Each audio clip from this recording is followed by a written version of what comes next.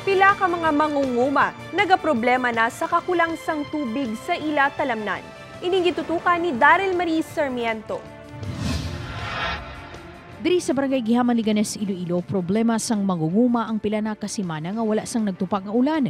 Si Manong Reynaldo Haleco tuman ang kabalaka tag sa makita ang nagalitik nga duta sa iya humayan.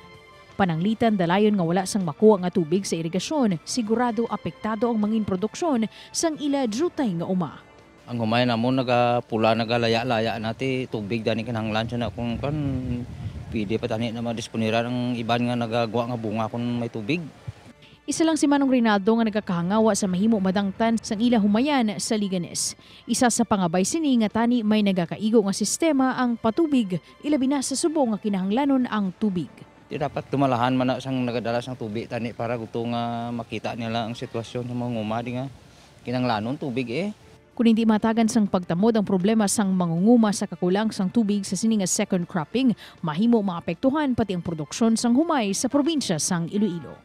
Upod kay Hans Desierto, Daryl Marie Sarmiento, One Western Visayas.